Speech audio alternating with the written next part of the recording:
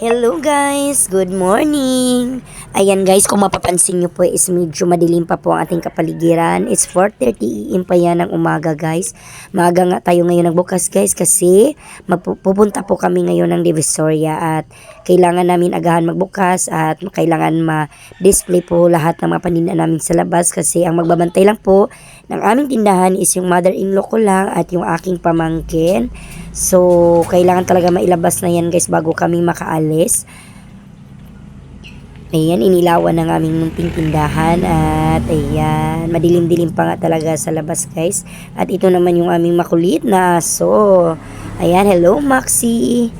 At ayan guys, ayan tapos na ako maligo dyan at habang wala pa si kuya is tinicheck ko muna yung ating listahan kung meron tayong nakalimutan at kung meron man tayo pwede pa idagdag dito sa ating mga bibilihin sa Divisoria. So bali medyo marami-rami tayo din ngayon na bibilhin guys. Kakatapos lang pala ngayon ng New Year. At ayan nga.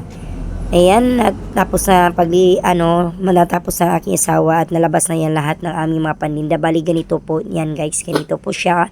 Ang forma niya pag nalabas na po lahat ng aming mga paninda. Ayan, dito sa kabila is yung aming mga plasticware. So bali ngayon is, ayan, medyo paano na yung ating panahon, medyo maliwanag-liwanag na is parang 5 na ito. At ayan, nagbibiyahe na nga kami guys. Sumikat na nga yung siyaring araw. Medyo natagalan nga si kuya sa oras na ito. Alas 6 na kami nakasimula na magbiyahe. Medyo malayo-layo din kasi yung Divisoria guys. Mga 3 hours lang, depende kung walang traffic. At ayan nga, dumating na kami dito sa Divisoria. Medyo wala pang masyadong tao. Mga 8 or 8 pa ito ng umaga. So, yan talaga ang kagandahan guys pag maaga tayo magpunta ng Divisoria kasi wala pa talaga tayong may encounter na medyo traffic sa mga tao. Siguro hindi na ngayon masyadong traffic di kagaya nung kasagsagan ng Pasko at papuntang New Year kasi nga, ayan, una natin palang destination ngayon guys is dito tayo muna pupunta sa bilihan namin ng tsinelas. Dito lang pa yan sa nakalimutan ko yung nito guys. Nakalimutan ko yung street. Dito lang talaga kami namimili ng mga tsinelas guys sa Divisoria lang. Mas convenient kasi kapag Divisoria lang kami namimili kasi pag Baclaran kasi guys medyo malayo. At dito kasi sa Divisoria is medyo isahan na lang tsinelas, mga school supply, plasticware, depende kung ano pa yung iba-iba natin gustong bilhin.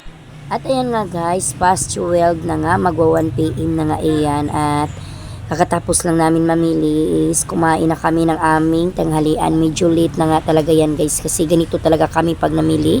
Bibili muna kami lahat ng bibilhin namin saka lang kami kumakain.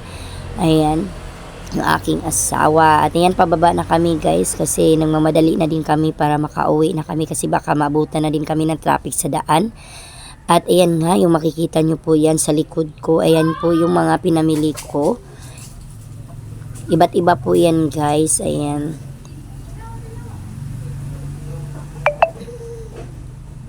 At ayan nga, sa biyahe namin, ganito lang naman. Buti nga't hindi po matraffic ngayon sa mga oras na yan. Mga 2 PM na po yan. At siguro mga 3 or 4 is aabot na tayo doon sa ating tindahan doon sa Rizal. Ayan, medyo malayo-layo talaga ang biyahe guys.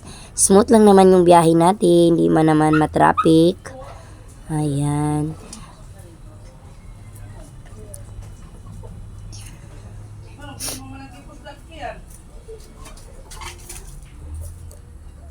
At ayan nga guys, dumating na kami dito sa tindahan. Iyan po ang lahat na ng pamili namin.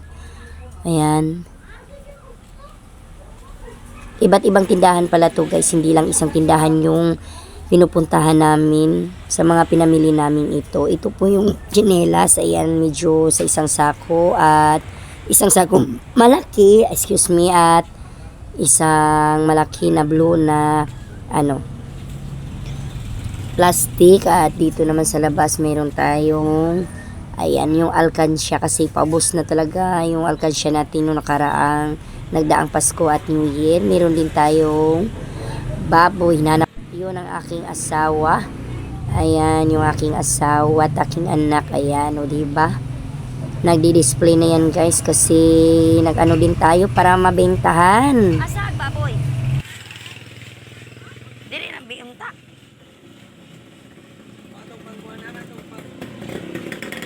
Dili sa nadong be? Kami na baboy sila ni.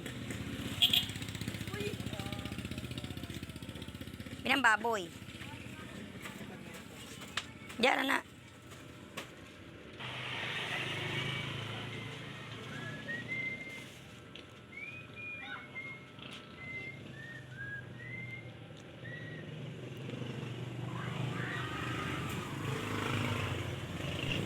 Bali 4 p.m. pala kami dumating dito guys. At yan, yung lahat ng mga binibili ko guys, worth 50k lang yan or mayroon pang higit-higit siguro kasi syempre sa mga naghahakot, naglilista sa atin guys is hindi po yung kasama sa 50k natin guys. Ayan.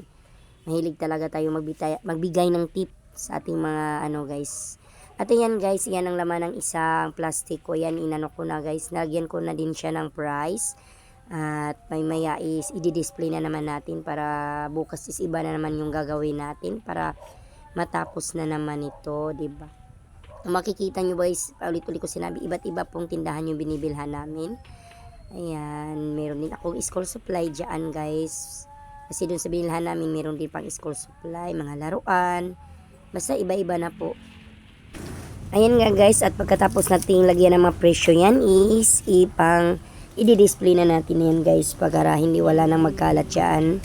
So ayan lang po siguro sa ngayon guys. Sana po nagustuhan nyo po ang aking video.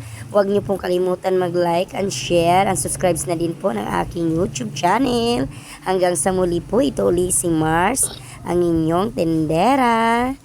At ayan, thank you po guys. Thank you for watching. Bye bye.